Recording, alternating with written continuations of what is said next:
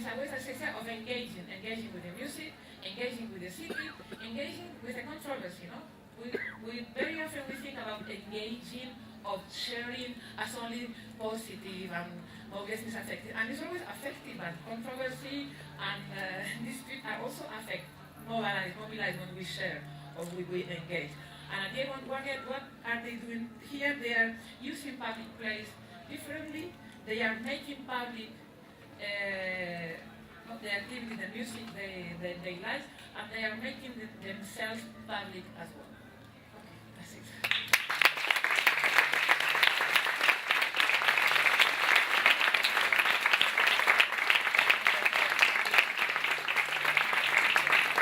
Many thanks, Amparo, because, well, I'm also a big fan of yours, and I think that there's a lot of people here that are also a big fan. And now, Eloy Fernández, Porta.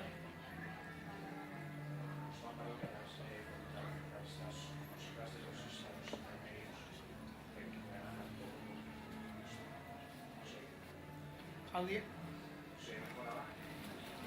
¿No? Ahora, perfecto. Ahora se escucha. ¿Sí? Sí. Sí, las músicas de los estadios intermedios, tal como lo comentabas, que lo has explicado muy bien, yo pensaba una posible tipología de música, de sonidos, mayormente instrumentales, sin cantante, que están en ese espacio liminal, sobre todo músicas que hayan sido tradicionalmente diseñadas como sonidos del bienestar para definir una arquitectura sonora y para crear un espacio de liviandad de clase media, que si la clase media lo puedes escuchar, y si no, también puedes ponerlo en tu casa y así es una de las ilusiones de clase que te creas. Dance not dance es un término que ha tenido bastante éxito últimamente en la crítica musical. Se ha usado bastante para hablar, por ejemplo, de la música de DJs como Princeton's, que es una especie de versión a la noruega del crowd rock, que no es ni para bailar ni para estar escuchándola, sino todo lo contrario. Tiene estos 7 minutos que tienen momentos muy intensos, que está baile de otros que no.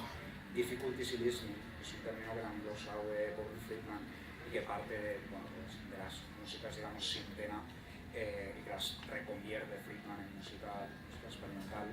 Y luego, a nivel aún más amplio, este sello de Londres, seguro muchos lo conocéis, que se llama Ghost Box, donde publican muchos grupos como Belbury Poli que utilizan sonidos basura de los que están en archivos sonoros, por ejemplo, de la televisión, de la radio, de sonidos de fondo, y convierten armonías y así se convierten en sonidos del malestar, al que todos nos hemos acostumbrado y han puesto, como decía el libro de Mercedes Serian, el malestar al alcance de todos. Una experiencia para todos. Tim, I also like your remark on dancing being more intense than having sex. But I have to remember to use that as an excuse next time I hang out and don't get laid, probably tonight. So thank you for that. Okay.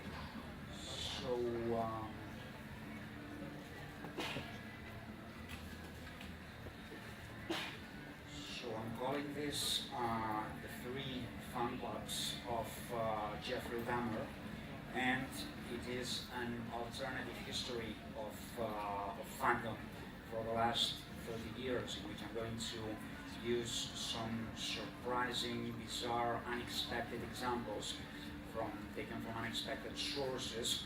My aim is to prove that you basically don't need a star or a big name in order to create a fandom culture. The light from the stars, it all comes from dead asteroids. This is one of those scientific truths that found their way into the romantic imagination, because scientifically it's just descriptive, but when you think about it in idealistic terms, it sounds like something tragic.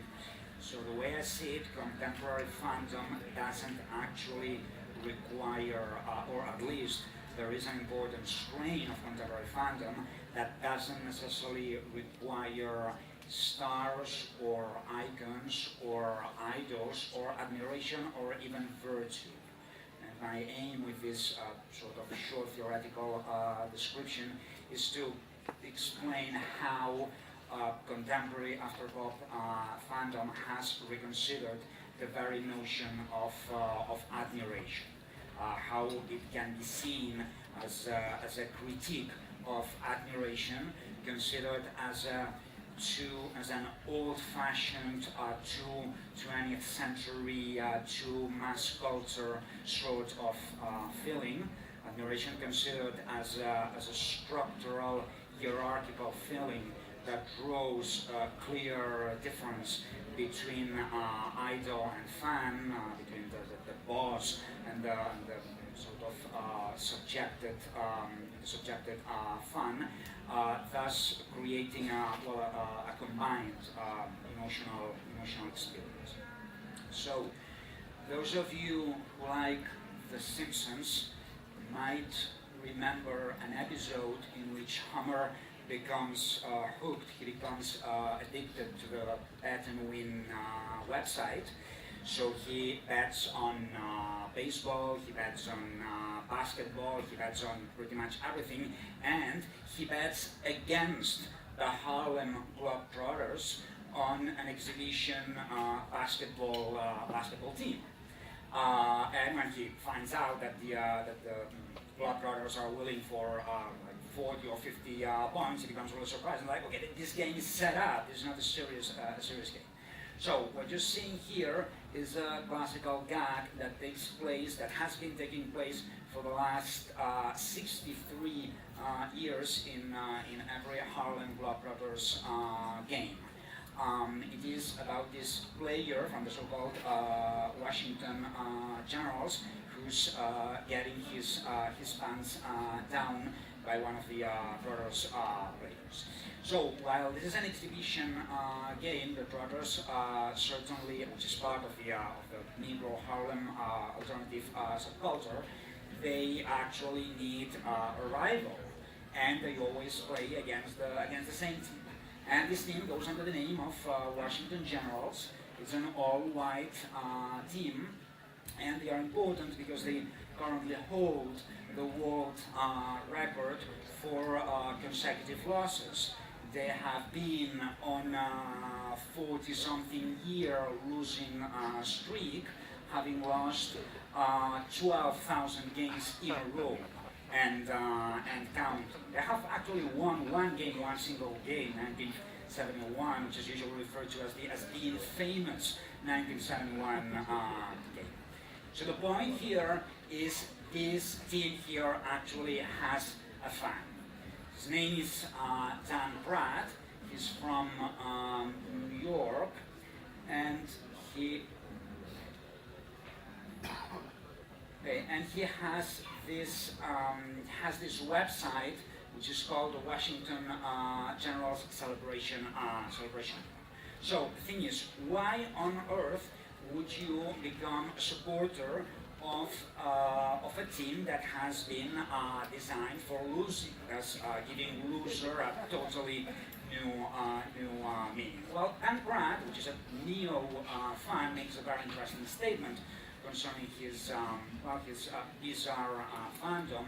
He claims that there is a moral aspect on going for the underdog, on having an admiration for people who seem to be trying really hard to win, and thus they fail. Now, if you read Pratt's statement between the lines, you have the feeling that he's sort of seeing himself reflected on the Washington Generals. So he's totally taking his loser side out of the closet.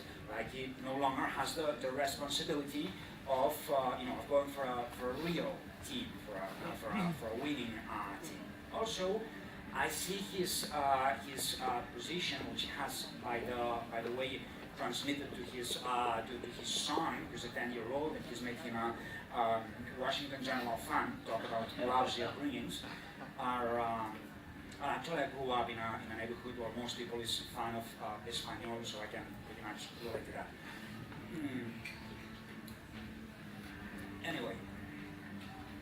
critique of uncertainty.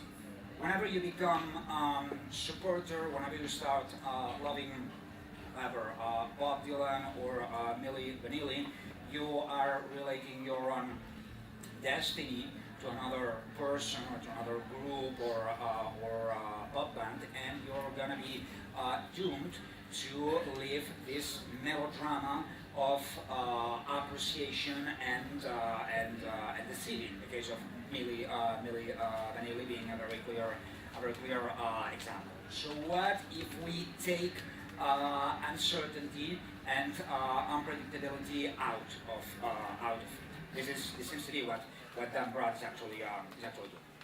So by doing this, Dan Broad is actually repeating I would say a traditional element of neo-fandom culture. As far as I know, the first example of this strategy in the context of literature was written by Argentinian writer Julio Cortázar, who's the author of two short stories about two fictional accounts about American actress Glenda Jackson, who was so popular in the 70s, won two Oscars and so on. So his first tale, Queremos Tanto a Glenda, it's about a fan club who's described as a horde, as a tribe, as a primitive group who start developing a strong and very passionate, almost historical fandom towards Jackson. Then they travel through the world, stealing the original copies of Glenda Jackson's movies, and they erase the scenes and sequences that they don't enjoy. So they are creating the myth of Glenda Jackson while she's still alive. And lastly, when they have the feeling, when they seem to believe that Glenda Jackson is making bad movies that she's done as an actress, they plan their killing, they plan their assassination. So I would describe Cortázar's approach to fandom as a critical approach that is deeply rooted in psychoanalysis and a literary version of psychoanalysis channeled by surrealism, and has this view of pop culture, that is pop culture, late 60s pop culture, as if it was this sort of Greek Dionysiac myth theme park in which fans are actually devotees, so to speak. They can become violent, and they can become aggressive and destructive. So to fully explain how this new version of fandom works, let's go for this fandom without sound. Also during the late 60s, there was a small town in Michigan called Bath, one of many thousand villages called Bath, which was in the city of near the city of